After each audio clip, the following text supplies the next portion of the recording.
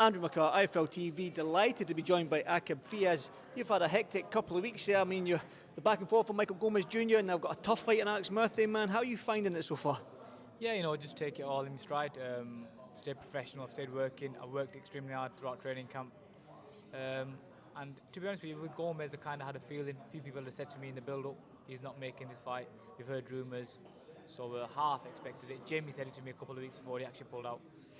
We might need a replacement opponent just in case. And thanks to Alex Murphy for taking the fight on such short notice. So respect to him and his team. I'm looking forward to it. Before we go into Alex Murphy, I do want to stay on Michael Gomez Jr. You said there that you half knew it. What gave you that suspicion that he might pull out this fight? Well, he was having a back and forward with me on Twitter when he about the fight initially, like you all seen. But then when we were face to face at the initial press conference, he didn't say a word. So I kind of knew that he'd been forced into the fight by either his trainers or his management team or whatever, which was my gut feeling. I could just smell the fear, and I know, I just had a feeling. Would you entertain that fight if it came about, or do you think that's ship has sailed? I'm not interested in that. I mean, what is he? 31, 32?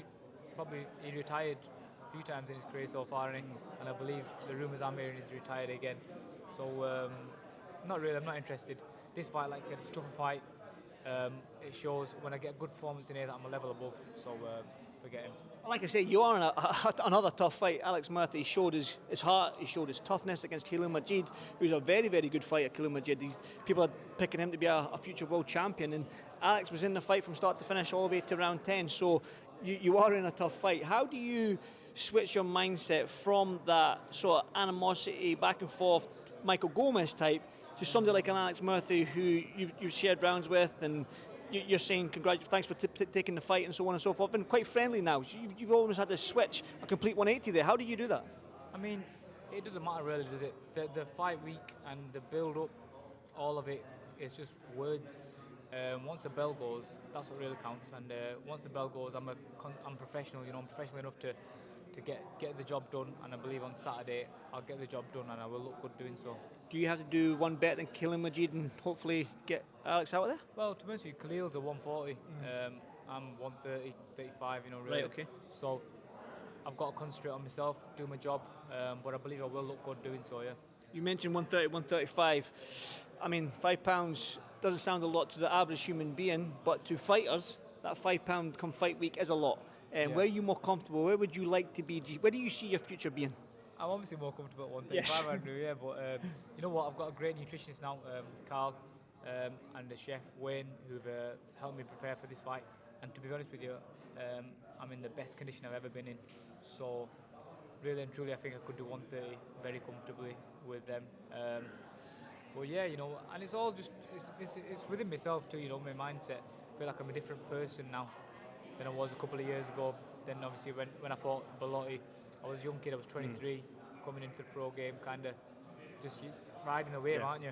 And then you get beat, and then things change, and then things away from the ring change. You become a dad. Oh, congratulations! You're fighting for much more. You're not just providing for yourself anymore. You've got that added pressure. I put a lot of pressure on myself, and I think it's important to do so. A lot of fighters try not to do that, but I feel like that's important. And yeah, if I take it serious, 130, 135, whatever the bigger fights are, I'm there. To be fair, there's big fights everywhere. There's Ray Ford, Kakachi down at that 130. There's the likes of Shakur and Tank Davis and all them guys. If you want to become a world champion, up at 135 as well. Yeah. So it doesn't matter where you pick. If you want to become a world champion, there's no easy task, is there? Exactly, 100%. There's no easy fights ever. And whether that's against your journeymen on the small show, they can give you tough nights, or that's at the right top level, And I'm ready to fight anyone. A lot of fighters say that, but if you ask Eddie about some of the names that were mentioned to me for stepping in this Saturday, and the names that I said yeah to, he'll tell you, I was ready to take all of them on. And that's what I've always been about. I've been with Matchroom now for 5 years, and I've always been that guy. A lot of people talk it and say, well, they don't mean it. I genuinely mean it. So I'm ready, man. What's the sort of aspiration for you this year? Now, we all know you're a quality boxer and you want them big names. You're in a stable right now when you've got the likes of Jack Catterall and Pat Brown. Everyone's singing his praises right now and how far he can go. But for Aqib Fiaz, what's your aspirations going forward for this calendar year? What do you expect this year? What are you hoping for this year? There's been whispers of a big fight in September. I'm just kind of obviously concentrated on Saturday. Me and Jack was out in America early on this training camp, getting some great sparring out there. It'd be nice to even get a fight out there. But yeah, there's been a few whispers on a big fight on a big card in September. So I look forward to obviously doing the job on Saturday, looking good doing so, and then the big fights coming to fruition, don't they? I'm trying to think what big fights are happening in September. I'm trying to put 2 and 2 together here. I'll press you later on in the thing. Put 2 and 2 together, come up with 9 anyway. Yeah, exactly. I always do.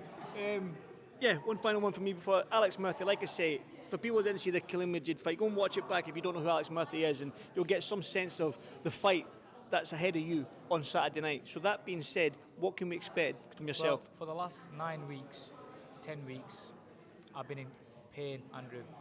Real pain. Ever since coming back from America, we went to America, was in pain there, sparring every other day, working on the other days, every single day. Came back, carried on working hard, continued to do so. I've been in pain, and someone's got to pay. And sadly for Alex Murphy, Gomez didn't fancy it, but it's going to be him.